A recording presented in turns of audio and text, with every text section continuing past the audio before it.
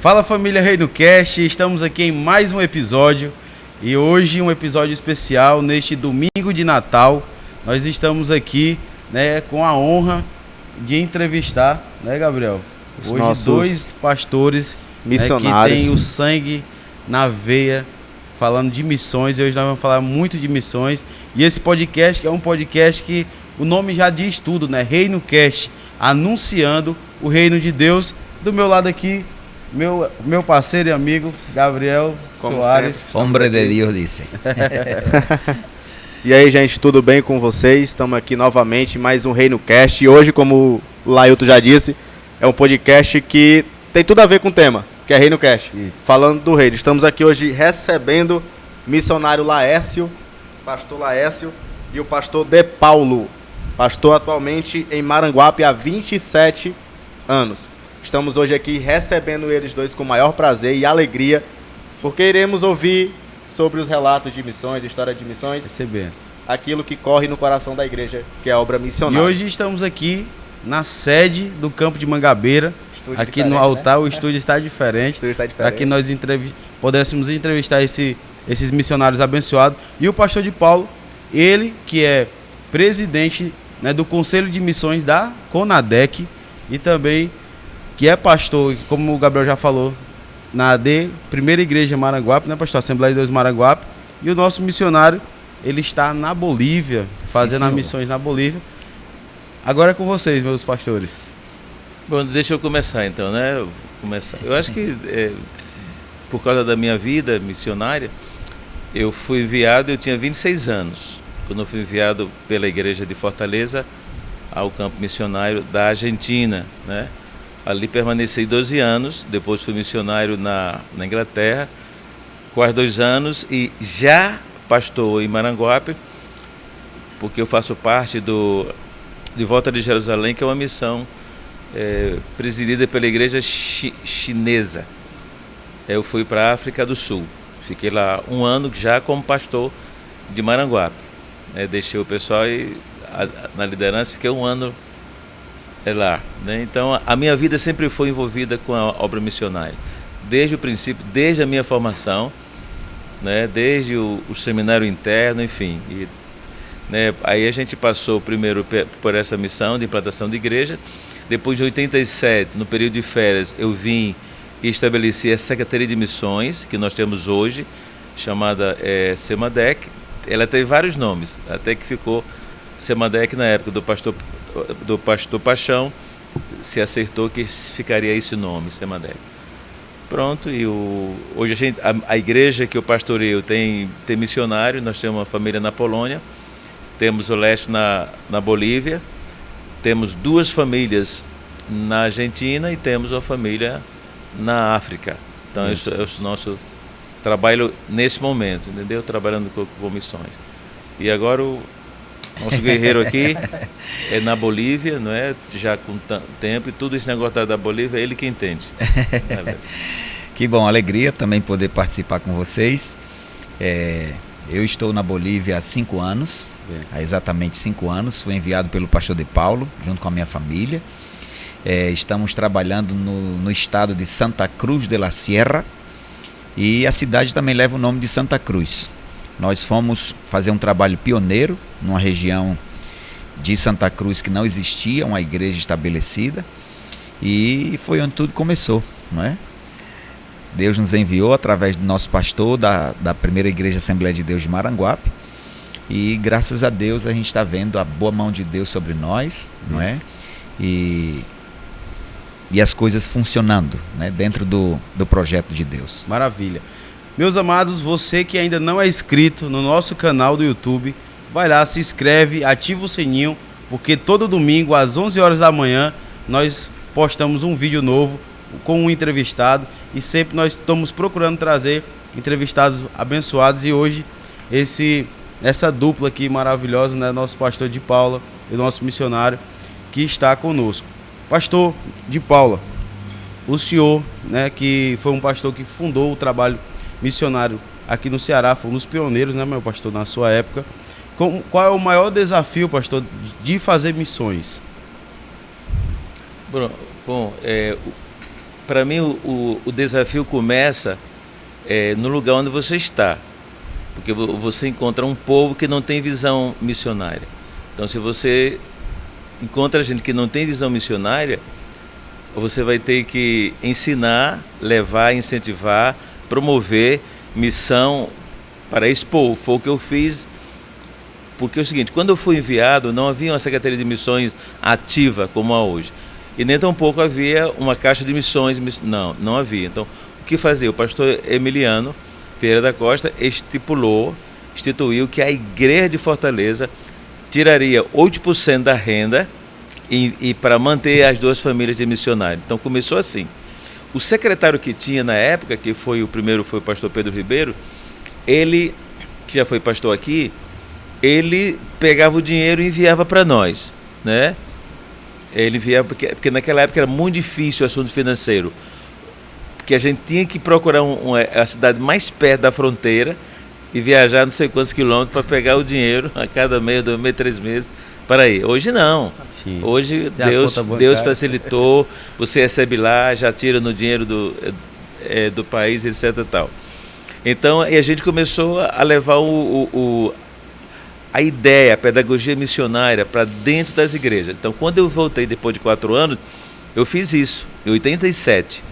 Fiz isso. Visitei 70 congregações que havia dentro de Fortaleza, levando o incentivo missionário, explicando o que é missão, como ajudar a obra missionária. Então isso é um trabalho muito longo para fazer. Sim, verdade. Não é chegar assim, instalar o dedo e está tudo pronto, não. Pronto, entendeu? Aí pronto. Aí a gente criou o quê? A gente criou a reunião com os representantes de missões no último domingo de cada mês. A gente criou toda o material didático missionário que eles tinham que passar na igreja no domingo, estipulamos o primeiro domingo do mês como domingo missionário. E quer dizer, são desafios que você enfrenta. E não é fácil assim. Não, é não.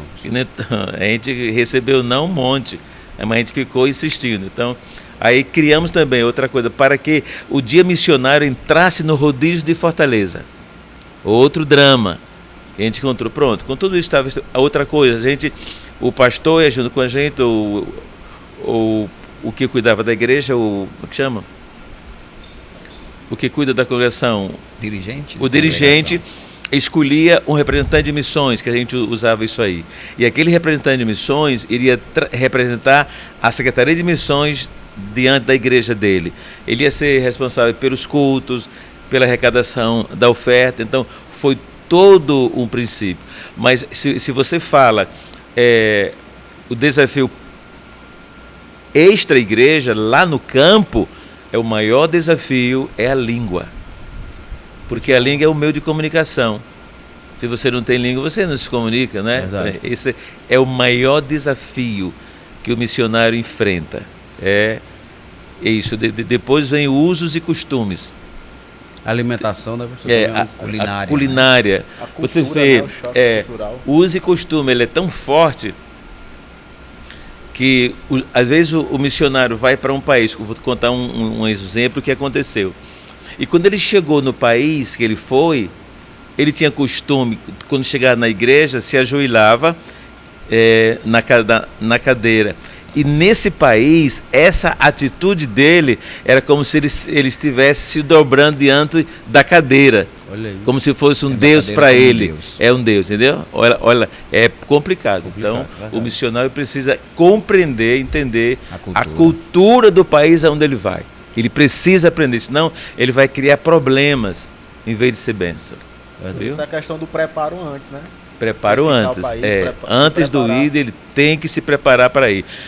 A nossa cultura é meio relaxada sobre esse assunto.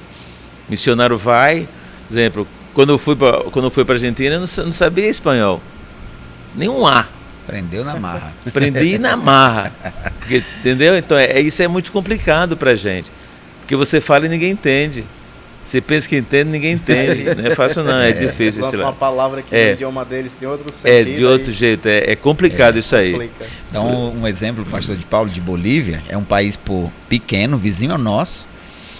a língua oficial de colonização é o espanhol, mas existem 5 outros dialetos que são reconhecidamente línguas oficiais no país. Quechua, Aymara, Guarani, Chapaco, Aioreu. E você fica, Senhor, eu preciso ou não preciso aprender a falar? E pegando o gancho no que o Gabriel falou, para quem está assistindo o podcast, meu irmão, quer ir para o campo missionário, já tem certeza para onde você vai? Se é para os países latinos, vai aprender espanhol. E aprender, e aprender, e aprender, e quanto mais aprende, mais tem que aprender. Porque, como disse o pastor de Paulo, é um desafio missionário até hoje. Senão você não consegue ser efetivo, você vai se frustrar no campo, você acha que você está fazendo o errado. Não é que você está fazendo errado, você não está sabendo se comunicar na língua do povo. E, consequentemente, quem é que vai aceitar Jesus, quem é que vai compreender o evangelho, se você está falando numa língua que ele não entende? Que aí você mistura o português com o espanhol e chama o portunhol, né? E é uma luta. Então, o melhor seria a pessoa aprender aqui a língua. Sim. Chegar lá falando. Seria o Sim. ideal. Sim. Qualquer país que ele vá. Entendeu? Senão ele vai... Tudo é relativo nesse sentido, né, de missões. Claro, se você sabe o inglês, como o nosso missionário na Polônia, ele não sabe o polonês, mas ele sabe o inglês fluente. E o pastor da igreja local da Polônia sabe o inglês, como sabe o polonês, o ucraniano, o russo. Pronto, aí ele vai interpretar o missionário. É um mal menor. Exatamente. Porque ele precisa ir, porque é de repente urgente. Bom, aí sim, mas isso é relativo. O ideal seria você aprender o idioma antes de ir. Sim. E aprender muito sobre a cultura daquele país antes de você ir. Profundamente, né, pastor? Profundamente. Que você precisa. puder adquirir de informações de cultura, culinária, usos e costumes. Quando tem um missionário que já está no campo, não é, para um país que você vai, essas coisas se tornam mais fáceis até pelo grande leque de opções de comunicação que a gente tem hoje. Para os lugares que são mais isolados ou para uma região que não tem essa possibilidade, é uma obrigação sair daqui, pelo menos dizendo para você pedir comida, para você pedir direções, para você não morrer de fome, né? E dizer que Jesus também é bom. Então é uma condicional, eu diria que já deveria ser uma condicional para os próximos obreiros missionários que vão ser enviados, não é? Que saia do país pelo menos falando alguma coisa, se comunicando melhor, para você nem cometer gafe, não é, no país, e nem fechar portas para outras possibilidades. Às vezes Deus quer fazer algo tremendo, mas o missionário não tem, e não é nem culpa só dele, né, dentro dessa questão. Ele não tem a efetividade que se espera por todos esses motivos que o pastor De Paulo está colocando aqui para a gente. Verdade. E tem também, quer dizer, a gente pensa um pouco na parte, vamos dizer, técnicas, né, que é língua, né, usos e costumes, culinária. Mas um dos grandes dilemas no envio no missionário é uma igreja que pensa que conhece o missionário e não conhece. Verdade. Por exemplo, o cara não gosta de orar e nem de ler a Bíblia. Pronto, uma pessoa dessa não pode ir nem para o outro lado da rua da casa dele. Menos ser enviado. Imagina ser missionário, né? Missionário. O cara não ora e nem lê a Bíblia. Vai fazer o que lá? É fazer verdade. o que lá Então, fora. é por isso que o pastor tem que conhecer, né? E se possível, a pessoa sente um desejo, manda para uma escola. Uma escola de treinamento. de treinamento, para saber se a pessoa tem realmente vocação ou chamada para isso. Aí a escola vai dizer, ué. Verdade. né? Tem várias escolas, né? hoje. Tem muitas Tem escolas várias no escolas, Brasil. mas o meu padrão é meu outro. O meu padrão é meu outro. E dentro do meu padrão de escola de missões, eu não vejo no Brasil, não. Graças a Deus que o Brasil é um paizão, né? Tem uma força missionária fascinante, mas o que esses muitos missionários têm dado um mau exemplo é incrível. Né? Vamos pôr de 10 que se envia, só 2 presta. Meu Deus. É uma pena A isso aí. peneira é Só grande, 2 pés. A peneira é grande. Por quê? Porque, olha, a gente não pode confundir chamada missionária, emoção missionária, sentimento missionário, não pode confundir. Olha aí. Não, tem que ser chamada absoluta. Vamos pôr o Laércio, e a chamada dele é específica.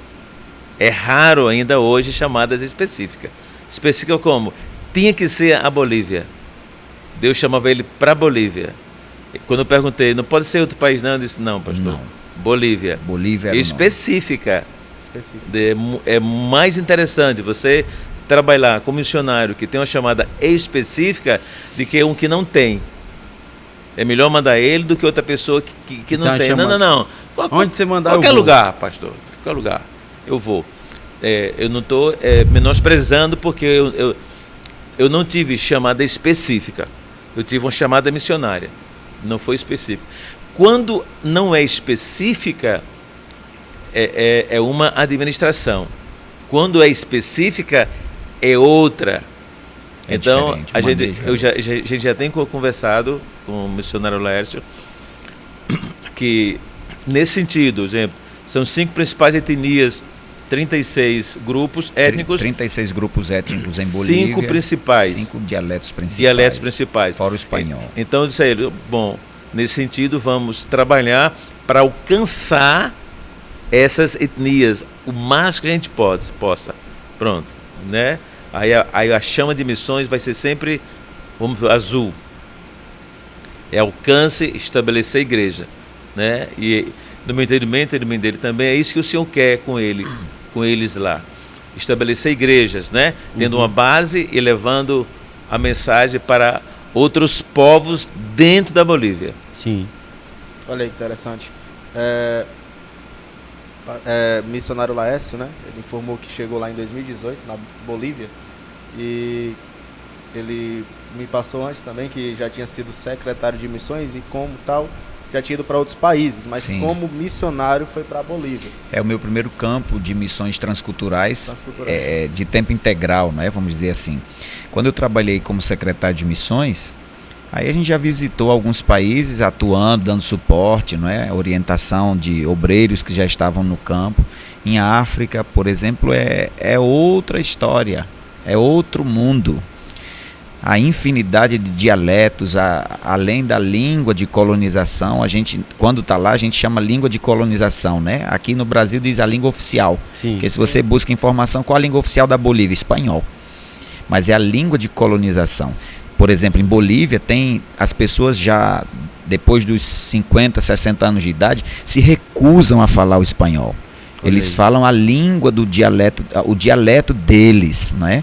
Então, por exemplo, você vai para nenhum país de África, por mais que exista alguma similitude, né? Alguma similaridade, perdão, a palavra correta é essa, os dialetos não vão ser iguais, a cultura não vai ser igual, não é?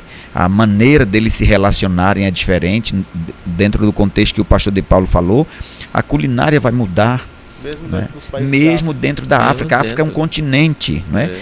O exemplo do nosso Brasil, eu estou aqui no Ceará, nós estamos aqui no Ceará, vai lá para o norte do Brasil, onde a igreja de Mangabeira tem missionários, muda a história, a culinária muda, o costume muda, o transporte muda. Muda tudo. Você vai andar mais de barco do que de carro, de bicicleta, de qualquer coisa. Não é verdade? Então isso muda.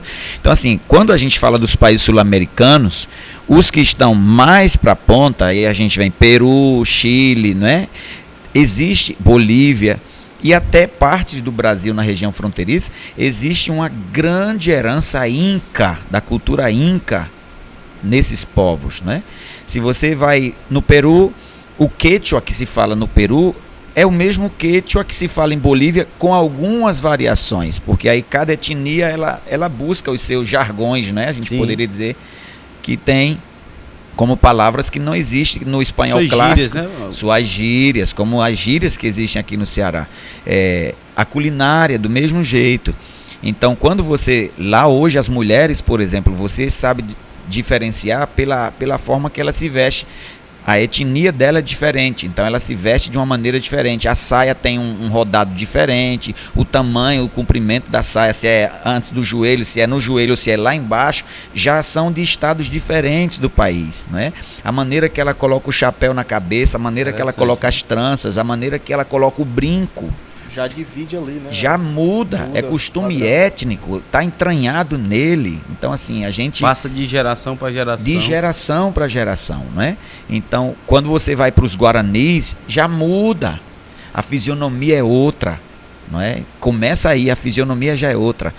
Enfim, então, já aqui nos países sul-americanos, até Paraguai tem ainda uma herança indígena forte, tem a questão do Guarani. O Guarani que se fala em Paraguai tem palavras que são parecidas com o Guarani boliviano, mas muda totalmente sua pronúncia. Então, aí o Uruguai não tem nada a ver com nenhum deles, né? Já dizem que o Uruguai é a Europa da América Latina. É o maior custo de vida para investimento e para envio de missionário.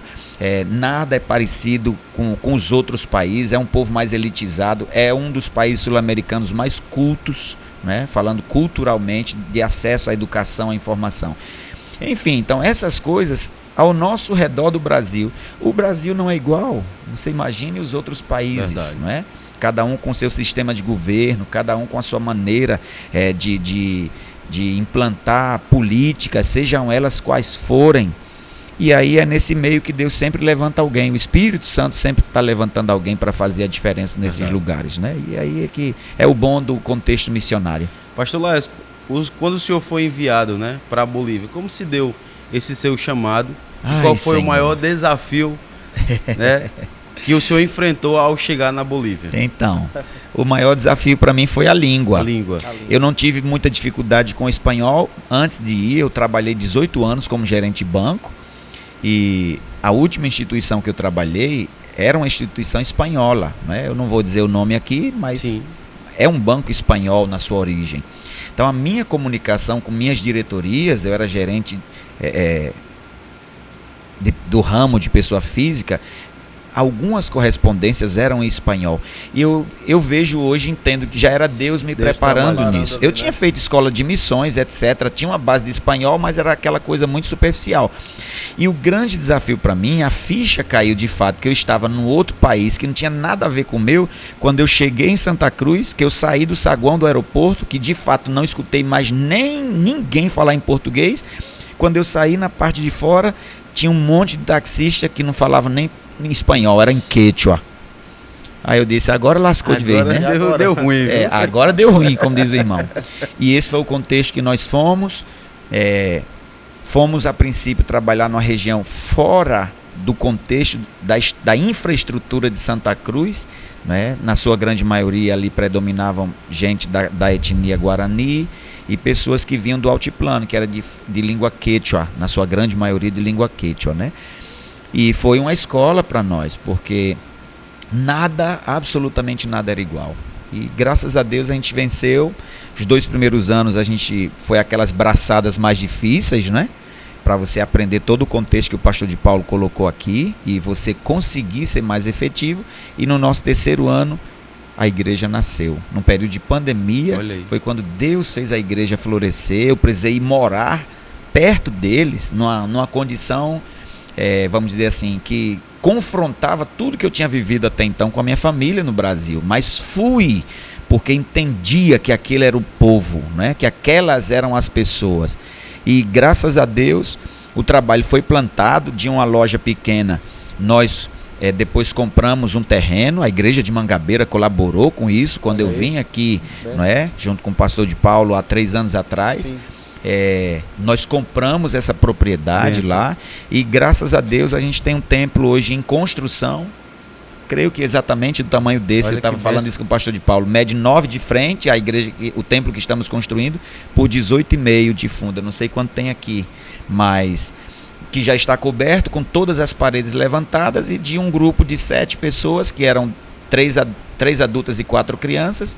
Hoje a gente tem uma congregação de pouco mais de 40 irmãos, numa região onde não existia a igreja, mas um trabalho muito árduo, de muita entrega, de não só entender todo o contexto cultural, espiritual do lugar, porque a batalha espiritual é outro tema em missões que é pouco tocado antes da gente ir para o campo, né? O nosso pastor tem a mentoria da nossa vida nesse sentido, mas deixo aqui para quem está assistindo isso, né?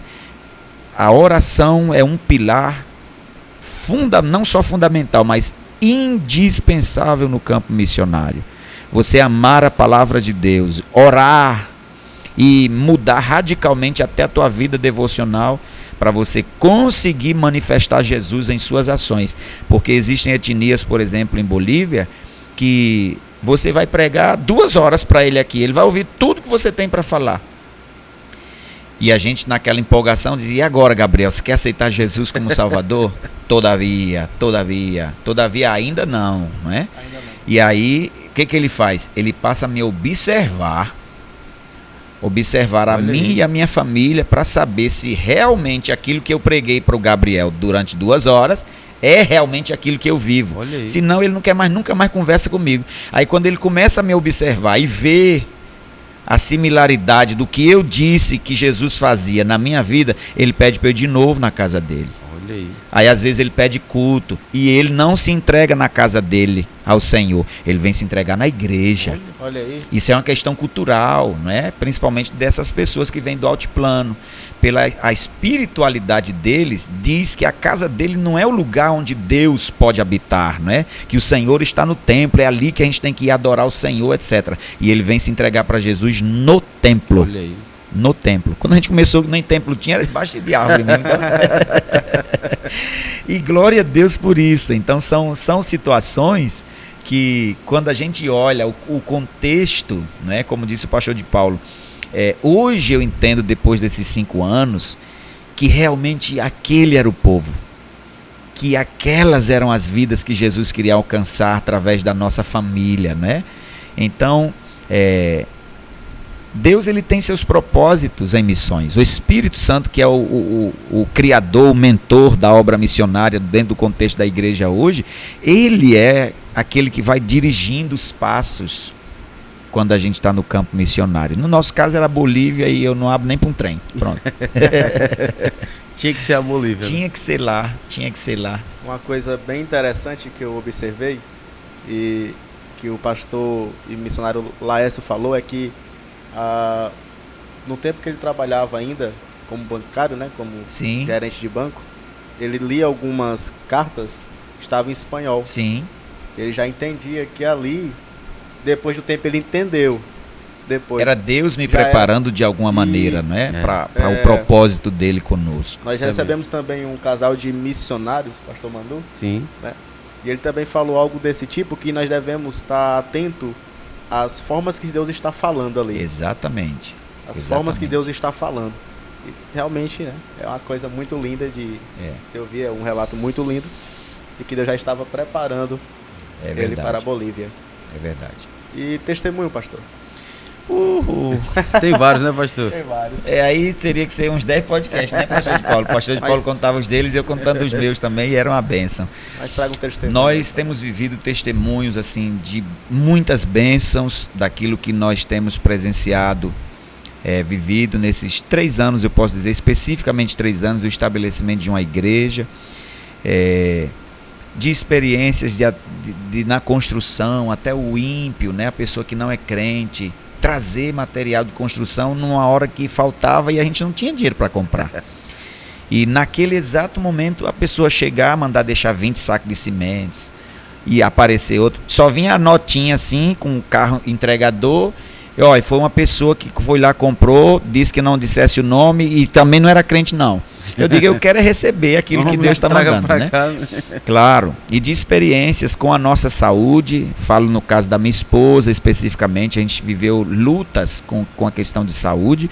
O sistema público de saúde no Brasil, com todos os problemas que a gente tem no SUS, é fantástico quando você vai para fora. Quando você vai para os ribeirinhos, onde vocês também atuam, muda totalmente essa realidade, né? Nós vivemos problemas terríveis com enfermidades, com a Verônica, com o nosso filho.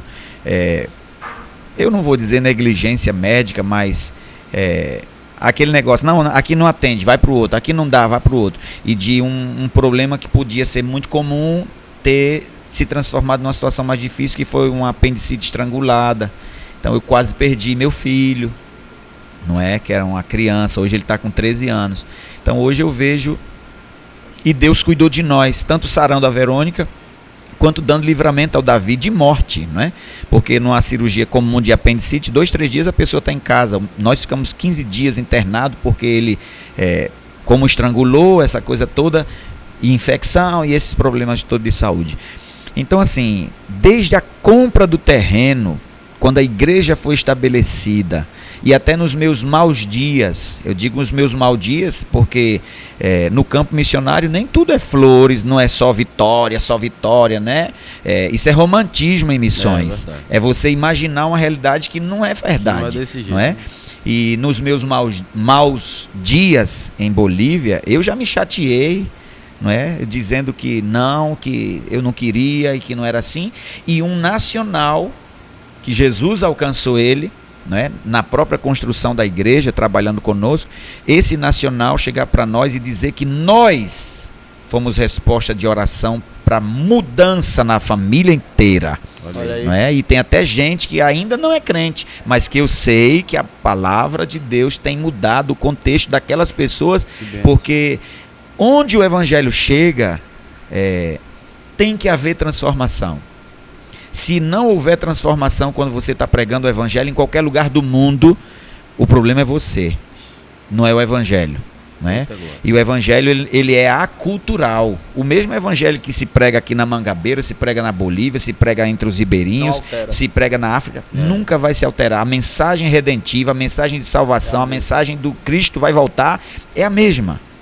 Então, os milagres que a gente vê de cura, de restauração de pessoas, de vidas que estavam no nosso cearenseis, né? Esbagaçadas totalmente. E você vê o poder do evangelho, o poder transformador do evangelho, não é? Isso não tem, irmão, dinheiro no mundo que pague. Você vê uma pessoa restaurada, não tem dinheiro no mundo que pague. Verdade. O projeto de Deus para a humanidade, de salvar, de trazer o homem para perto dele, não muda em qualquer contexto do planeta. Não é? Eu tenho dito que não existe lugar no campo missionário mais fácil ou mais difícil. Existem pessoas que Deus levanta para lugares específicos. Talvez, eu tenho dito isso ao nosso pastor, talvez se não fosse a Bolívia, quem sabe eu não já tivesse voltado. Sim. Não é? Frustrado por alguma questão, porque não era aquele povo, não era aquele país, não era aquele lugar. Sim. E eu entendo que o que Deus está fazendo em Bolívia só está começando. Então, quando a gente tem a convicção de que aquele é o lugar, tudo é mais fácil. Verdade. Tudo é mais fácil. Todo campo tem suas dificuldades, todo campo tem suas adversidades, todo campo tem as suas estratégias diferentes, porque de repente o Gabriel está lá na Argentina e eu estou em Bolívia, e ele usa uma estratégia fenomenal para o argentino. E se eu for usar em Bolívia, não dá certo. Sim.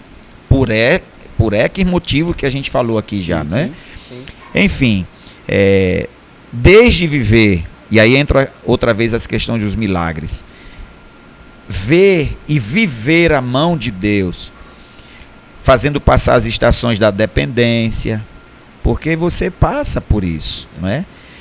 A prova da dependência, e você vê Deus usando o nacional milagrosamente para abençoar a tua vida e suprir necessidades que você fala assim: uau, Senhor, não tinha como vir de Maranguape, tinha que ser daqui.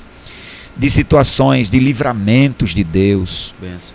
de você estar em trabalhos específicos na igreja e alguém cair endemoniado, manifestado com demônios, e o demônio querer dizer que você tem que cair fora dali porque ali é o território dele.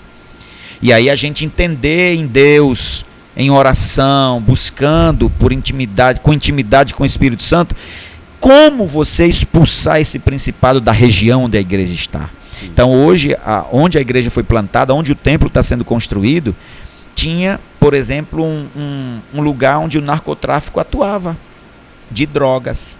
Exato. Eu não sabia quando a gente comprou o terreno. Hoje eu sei porque não está mais lá. Glória Então a Deus. Deus tirou. Os vizinhos deram testemunho disso, quando vem, busca, quero falar com o pastor.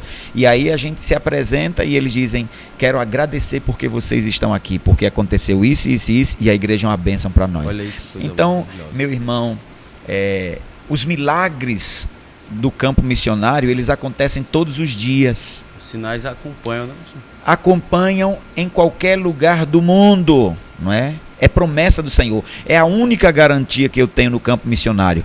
Mateus capítulo 28. Eis que eu estou com vocês todos os dias até o fim. Acabou. Então é isso que move a gente a continuar falando das maravilhas de Deus no outro lugar. Verdade. Nós queremos agradecer, né, aos nossos patrocinadores que sempre nos ajudam, né, todos os patrocinadores, colaboradores. Você que ainda não é inscrito, se inscreve no nosso canal. Nós já estamos chegando ao final desse podcast, mas nós ainda vamos deixar aqui um tempinho para cada um dos nossos missionários, o pastor de Paulo e o nosso missionário Laércio.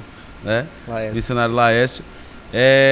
E vamos finalizar com o seguinte: o pastor de Paulo, ele vai dar dicas, né, para quem quer ir para o campo missionário. Pastor de Paulo, você vai finalizar assim e deixando as suas palavras finais. Eu acho que a primeira observação é a chamada, a empatia com aquilo que é de Deus profundamente. Esse é o primeiro ponto. Depois, o desejo não já de ir, mas de se preparar. Entendeu? Conhecer a língua que o país fala, aprender a língua do país. Mas antes de aprender, ou concomitante, se pode se preparar biblicamente. Sim. Porque uma pessoa que é missionário e não tem interesse de ler a Bíblia, ou é um leigo concernente às doutrinas pedagógicas da palavra de Deus, ele não está preparado para ir para lugar nenhum, menos para uma missão transcultural. E aprender as matérias-chaves, né? E tem matérias-chave. Tem muitas escolas que não ensinam as matérias-chaves para um missionário. Então ele vai sofrer muito. Por exemplo, uma coisa que o missionário precisa aprender muito bem é como lutar espiritualmente. A gente chama de guerra espiritual, batalha, essas coisas. Como lutar espiritualmente, né? É uma das matérias. Fé é outra da matéria. Reino de Deus é outra das matérias. Graça como doutrina, outra matéria. Porque o nome de Jesus tem tanto poder. Como é que aconteceu isso na vida de Deus em Cristo? Então, isso é uma matéria que você não encontra nas escolas de missões. Verdade. Então, essas matérias têm que ser encontradas. Então, essa é a palavra que eu deixo para uma pessoa que tem o desejo missionário. O desejo missionário é o princípio, né, daquilo que você pretende na sua vida missionária. Se você seguir esse espaço que eu estou falando, você está num bom caminho. Coisa boa. Pastor de Paulo, o senhor pode também deixar seus agradecimentos. Fica à vontade. Para mim é um prazer enorme estar aqui, né, nesse podcast e estar com os irmãos. Quando o pastor Israel falou para mim sobre essa possibilidade, prontamente... Amém, pastor. Somos gratos. De estar com vocês e como estamos e ter sido bênção para mim também, imagina para quem está ouvindo, né? O senhor tem redes sociais, pastor? Tenho.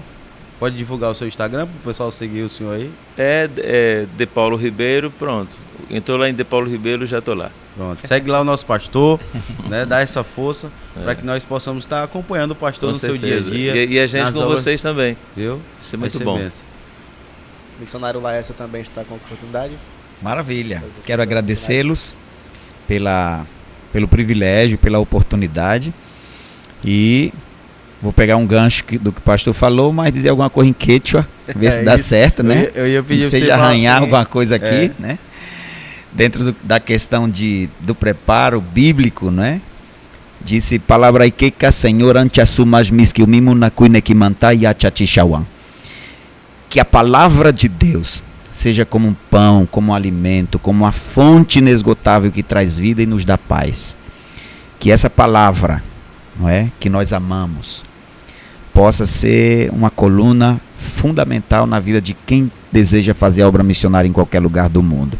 E quando descer, visita em Bolívia. Sim. O senhor pode, para a gente encerrar, a gente sempre encerra com oração. Gabriel, tem alguma coisa para falar?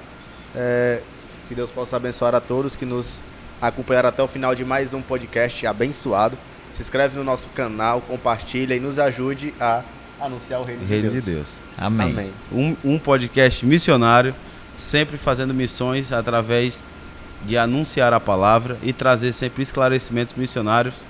E agora, convido o nosso missionário Laércio para ele orar por nós em espanhol, para a gente encerrar esse podcast. E desejamos a todos um Feliz Natal, porque hoje é véspera de Natal, e que Deus possa abençoar vocês, que tenham um Feliz Natal, ótimas festas, e que a chama missionária possa arder em nossos corações.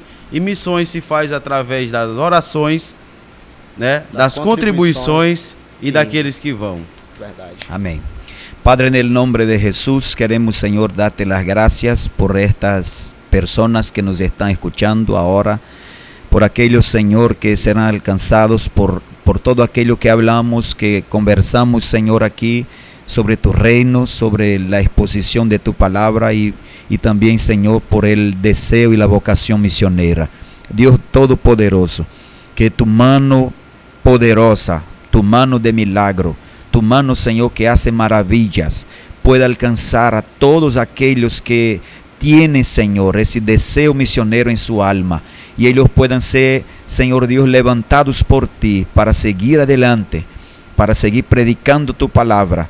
Que las iglesias, Señor, que están involucradas con todo ese proceso misionero, por la pasión, Señor, de ganar vidas para ti en cualquier lugar del mundo, sea, Señor, como una fogata, trayendo, Señor, muchos otros misioneros para tu obra, para tu mies. Padre, en el nombre de Jesús, que ese tiempo de Navidad, de un año nuevo, Señor, pueda ser de mucha bendición para todo tu pueblo, para la iglesia, Señor, acá en Mangabeira, Señor, para la iglesia en Brasil, para la iglesia en Maranguape, Señor, y por qué no decir, Padre amado, para la iglesia que está en Bolivia, que tú la has hecho florecer, que tú, Señor, la has levantado, y que en todas las cosas sea tu nombre engrandecido, sea tu nombre glorificado.